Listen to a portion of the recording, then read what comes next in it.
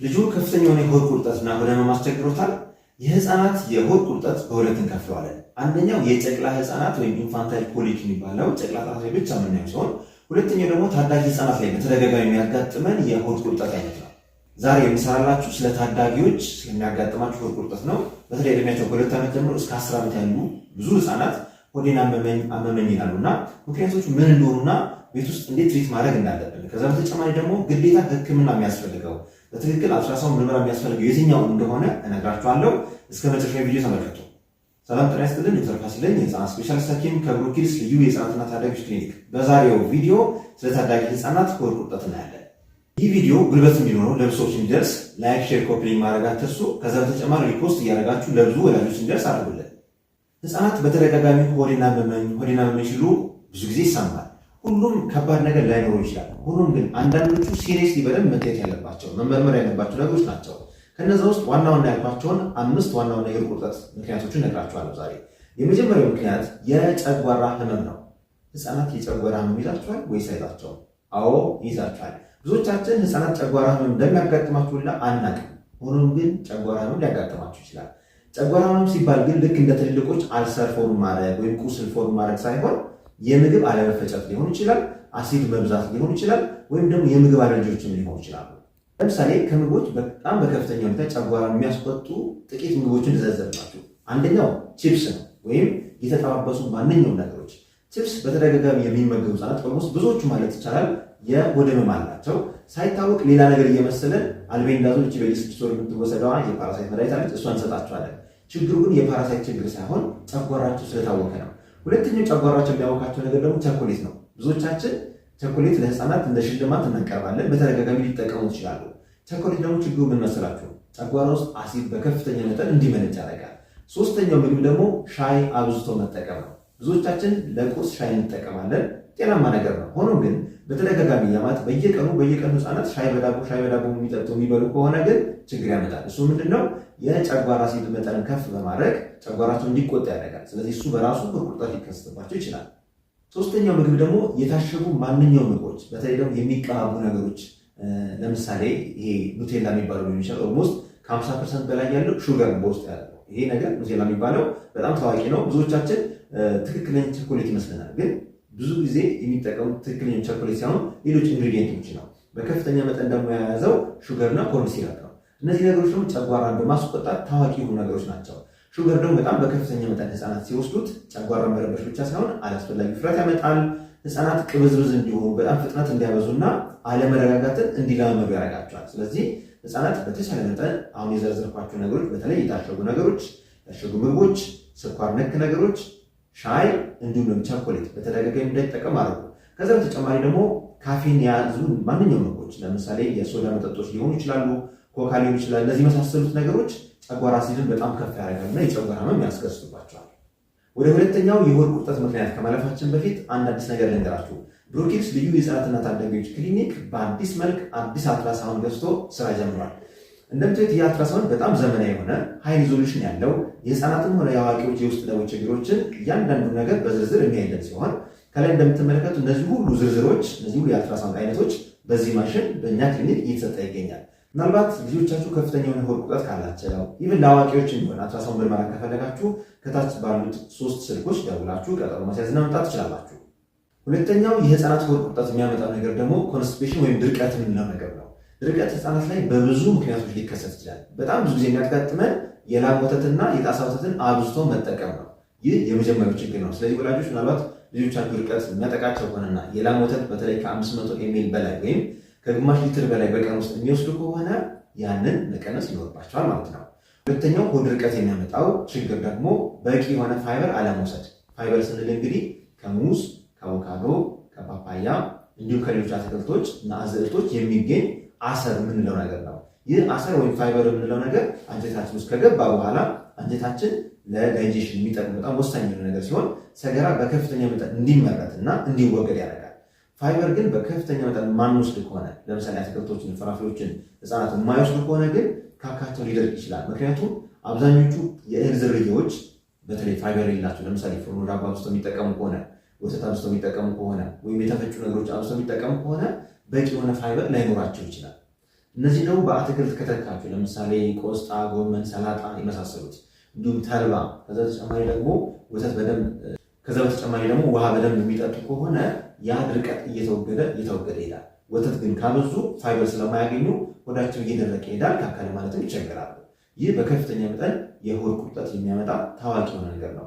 በነገራችን ላይ ስለ ህፃናት ሆድ ድርቀት ከዚህ በፊት ሌላ ሰፋ ያለ ቪዲዮ ሰርቼላችሁ ነበር እና ምናልባት ድጋሚ እንዲሰራላችሁ ከፈለጋችሁ በጣም የምትፈልጉት ቶፒክ ከሆነ ስራልን እያላችሁ ከታች ኮሜንት አስቀምጡ። ሌላው ያልነገርኳችሁ ደግሞ ድርቀት የሚያመጣው ነገር በሕክምናው የሚታወቀው የታይሮይድ ሆርሞን መቀነስ ነው። የታይሮይድ ሆርሞን ከአንገታችን ዙሪያ የሚመረት ሆርሞን አይነት ሲሆን አንጀታችንና አጠቃላይ የሰውነታችን ሜታቦሊዝም ፈጣን እንዲሆን የአንጀታችንን ስራ ፈጣን እንዲሆን ቶሎ ቶሎ ካካ እንዳይመርትና የአንጀት እንቅስቃሴ ወይም ፔሪስታልሲስ የምንለው ነገር ፈጣን እንዲሆን የሚረዳ ነገር ነው። የአንጀት እንቅስቃሴ ከቀነሰ ወይም በጣም ስብስብ ያለ ከሆነ ውሃ በጣም ይመጠጣል ከአንጀታችን ውስጥ። ውሃ በጣም ከተመጠጠ ደግሞ ሰገራ ይደርቃል። ያ ደግሞ ከፍተኛ ሆድ ቁርጠት ህፃናት ላይ ሆድ ድርቀትን ሆድ ቁርጠትን ያስከስታል ማለት ነው።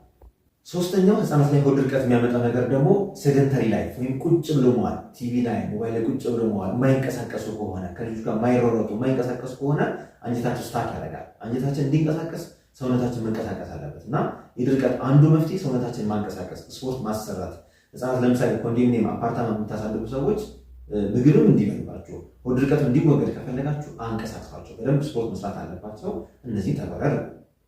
ስለዚህ ሪቫይዝ እናድርገውና እስካሁን ባለው ሁለት ነገር ነግሬያቸዋለሁ። የመጀመሪያው የጨጓራ ህመም ነው፣ ሆድ ህመም የሚያመጣው። ሁለተኛው ችግር ደግሞ የሆድ ድርቀት ነው። ሶስተኛው ችግር አሁን ነግራችሁ በጣም ብዙ ጣል የሚያጋጥመን ደግሞ የአንጀት ኢንፌክሽን። የአንጀት ኢንፌክሽን ስንል በነገራችን ላይ ኢንፌክሽን የሚለው ነገር ብዙ ሰዎች አይረዱትም። ኢንፌክሽን ማለት ንጹህ የሆነው የአንጀት ክፍል ወይም ንጹህ የሆነው ማንኛውም የአካላችን ክፍል በጀርም ሲጠቃና ያ ህመም ካስከሰተ ኢንፌክሽን እንለዋለን። ኢንፌክሽን በዋነኝነት በባክቴሪያ ሊከሰት ይችላል፣ በቫይረስ ሊከሰት ይችላል፣ በፓራሳይት ሊከሰት ይችላል። ለምሳሌ እነ ጃርዲያ እና ሜባክቴሪየም እነዚህ የመሳሰሉት ፓራሳይቶች አንጀታችን ሊያውቁ ይችላሉ። ስለዚህ ንጹህ ወደሆነው የአንጀታችን ክፍል እነዚህ ባክቴሪያዎች ገቡ ማለት የአንጀት ኢንፌክሽን ተከሰተ ማለት ነው። ይህ ደግሞ ከፍተኛ የሆነ ሆድ ቁርጠትን ሊያስከስት ይችላል። ስለዚህ ይህንን በትክክል ለመለየት ራሱን የቻለ የላቦራቶሪ ቴስት አለው። በደም የሚሰራለ፣ በሰገራ የሚሰራለ፣ በሽንት ምርመራ ላይ የሚሰራ ነገር አለ። እነዚህ ነገሮች ካልተሰሩ ምክንያቱም በትክክል ማወቅ አይቻልም። ብዙ ሰዎች የሚሳሳቱት አንድ ነገር አለ። ሰገራ ያሰሩና ሰገራ ላይ ባክቴሪያ ካገኙ አይ ይሄማ የባክቴሪያ ኢንፌክሽን ነው ብለው ቀጥታ አንቲባዮቲክስ ይጀምራሉ። ይህ የጤና ባለሙያዎች ላይ አሁን እየተስተዋለ ያለ ነገር ነው። ይህ ትክክል አይደለም። ሰገራ ላይ ባክቴሪያ ተገኘ ማለት ልጁ የባክቴሪያ ኢንፌክሽን ያዘው ማለት ላይሆን ይችላል። ለመሰላችሁ አንጀታችን ውስጥ ኢንትሪሊየንስ ማለት ይሄ ቁጥር ማለት ነው።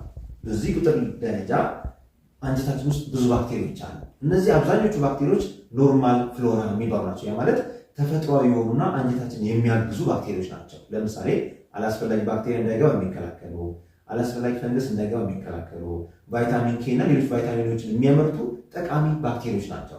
እነዚህ ሰገራ ላይ ሊታዩ ይችላሉ። እነዛ ተገኙ ማለት ግን ልጁ በትክክል የአንጀት ኢንፌክሽን ይዞታል ማለት ላይሆን ይችላል። ያንን ለማረጋገጥ በትክክል የደም ምርመራ መስራት አለበት። ለምሳሌ ሲቢሲ፣ ሲአርፒ የመሳሰሉት የነጭ ደም በጣም ከጨመረ፣ ሲአርፒ በጣም ከጨመረ እሱ የሚነግረን ነገር አለ እንጂ ሰገራ ላይ ብቻ ባክቴሪያ ስለተገኘ ቀጥታ አንቲባዮቲክስ ለህፃናት አይታዘዝም። ስለዚህ ከሆድ ቁርጠት ጋር በተገናኘ ልጁን ማስመርመር ማሳከም ከፈለጉ ብሩክ ኪድስ ልዩ የህፃናትና ታዳጊዎች ክሊኒክ እጅግ ዘመናዊ የሚባሉ ትልልቅ ላቦራቶሪ መሳሪያዎችን ገጥሞ እያሰራ ይገኛል። ስለዚህ ልጁ በከፍተኛ መጠን የሆድ ቁርጠት ካስቸገረው ብሩክ ኪድስ ልዩ የህፃናትና ታዳጊዎች ክሊኒክ ዋና የሚባሉ ሁለት ነገሮችን አዘጋጅቶ ይጠብቃቸዋል። አንደኛው እጅግ ዘመናዊ የሚባል ላቦራቶሪ ሲሆን በዚህ ላቦራቶሪ ከፍተኛ የሆነ ምርመራ እየተደረገ ይገኛል። የማይክሮስኮፒ፣ የደም ምርመራ፣ የሆርሞን እነዚህ የመሳሰሉት ምርመራ እየተሰጠ ይገኛል። ከዛ በተጨማሪ ደግሞ በአልትራሳውንድም በከፍተኛ በሃይ ሬዞሉሽን እያንዳንዱን የአንጀት ክፍሎችን ማየት የሚችል ማሽን ነው። በጣም ዘመናዊ ማሽን ነው። በዚህም ምርመራ ማድረግ ትችላላችሁ። ሌላው ያልነገርኳችሁ የኢንፌክሽን አይነት ደግሞ የሽንት ቧንቧ ኢንፌክሽን ይባላል። የሽንት ቧንቧ ኢንፌክሽን በተለይ ደግሞ ሴቶች ላይ በጣም በተደጋጋሚ ያጋጥመናል። አስተውላችሁ ከሆነ ህፃናት በተለይ ከ2 ዓመት ከ3 ዓመት ጀምሮ እስከ 8 ዓመት ባለው በተለይ ሴት ህፃናት በተደጋጋሚ የሽንት ቧንቧ ኢንፌክሽን ይዛቸዋል። ለምን መሰላችሁ? የሽንት ቧንቧቸው በጣም አጭር ናት። ማክሲመም ከ2 እስከ 5 ሴንቲሜትር ያህል ነው ርቀቱ ያለው። ያ ማለት ከፊንጢጣ አካባቢ ወደ ሽንት ቧንቧ ለመግባት እነዛ ባክቴሪያዎች ትራቨል የሚያደርጉት 2 ወይም 3 ሴንቲሜትር ብቻ ሊሆን ይችላል። ስለዚህ ከሰገራ አካባቢ ወይም ከፊንጢጣ አካባቢ በቀላሉ ባክቴሪያ ወደ ሽንት ቧንቧቸው ሊገባ ይችላል፣ ወደ ማህፀናቸው ሊገባ ይችላል። ያ ደግሞ ተደጋጋሚ የሆነ የሽንት ቧንቧ ኢንፌክሽን ሊያስከስትባቸው ይችላል። ስለዚህ ይህም በአግባቡ ካልታከመ ከፍተኛ ሆድ ቁርጠት፣ ሆድ ህመም ሊያስከስት ይችላል። በተለይ ደግሞ ከእምብርት በታች ያለ ሆድ ቁርጠት ብዙ ጊዜ ከሽንት ቧንቧ ኢንፌክሽን ጋር ይገናኛል እና ምርመራ ብታደርጉ እመክራችኋለሁ። አራተኛው የህፃናት ሆድ ቁርጠት ምክንያት ደግሞ የትርፍ አንጀት ህመም ነው። ትርፍ አንጀት በነገራችን ላይ በምስሉ እንደምትመለከቱት የአሴንዲንግ ሆነ ነው። የመጀመሪያው የትልቁ አንጀት ፓርት ላይ ከታች የተንጠለጠለች ትንሽ ነገር ስትሆን እቺ ቦታ በጣም ከተቆጣችና ውስጡ ለምሳሌ ሰገራ መሰል ነገር ከገባ ወይ ከፍተኛ ባክቴሪያ ሎድ ከፈጠረና ፕሬሸር በጣም ከያዘ እሱ የትርፍ አንጀት ህመም ይባላል። ትርፍ አንጀት ሁላችንም ላይ አለ። የትርፍ አንጀት ህመም የሚባለው ያቺ ትርፍ አንጀት የምትበለች ምላስ መሰል ነገር ነች። እሷ ውስጥ ባክቴሪያ ገብቶ ሰገራ ገብቶ ዝግት የሚያደርገው ከሆነና እየወፈረች እያበጠች ከሄደች የዛኔ የትርፍ አንጀት ህመም ይባላል። ዋና ምልክቱ መጀመሪያ ሲጀምር የእምብርት አካባቢ ከፍተኛ ሆድ ቁርጠት ይኖራል። ከዛ ወደ ቀኝ እግራችን አካባቢ ሆድ ህመሙ ሽፍት ያደርጋል ወይም ይወርዳል። እንደዚህ አይነት ህመም ካላቸው ህፃናት ቶሎ አልትራሳውንድ ምርመራ ማድረግ፣ የደም ምርመራ ቼክ ማድረግ ተገቢ ነው የሚሆነው። አምስተኛውና የመጨረሻው ህፃናት ላይ ብዙ ጊዜ የሚያጋጥመን የሆድ ቁርጠት ደግሞ የምግብ አለርጂዎች፣ በተለይ ደግሞ የካው ሚልክ ወይም የላም ወተት አለርጂ ያላቸው ህፃናት ልክ የላም ወተት ሲወስዱ ከፍተኛ የሆድ ቁርጠት ሊያጋጥማቸው ይችላል። ተቅማጥ ሊያጋጥማቸው፣ ትውከት ሊያጋጥማቸውም ይችላል። ስለዚህ እነዚህ የምግብ አለርጂዎች የላም ወተት ብቻ ሳይሆን ሶይ ሊሆን ይችላል፣ ወይም ደግሞ ሌሎች የወተት አይነቶች ሊሆኑ ይችላሉ፣ ቸኮሌት ሊሆን ይችላል። ማንኛውም የምግብ አለርጂ ፉድ ፕሮቲን ኢንዲውስድ ኢንትራኮላይቲስ ይባላል። ያ ማለት በምግብ ፕሮቲን ብቻ አንጀታችን ሊቆጣ ይችላል። የዛኔ ሆድ ህመም ሊከሰት ይችላል። ስለዚህ እነዚህ ነገሮችም ካሉ ትክክለኛ ህክምና ይፈልጋሉ። ለዛሬ ያለኝ መረጃ ይህን ይመስላል። ዶክተር ፋሲል ነኝ፣ የህፃናት ስፔሻሊስት ሐኪም ከብሩክ ኪድስ ልዩ የህፃናትና ታዳጊዎች ክሊኒክ።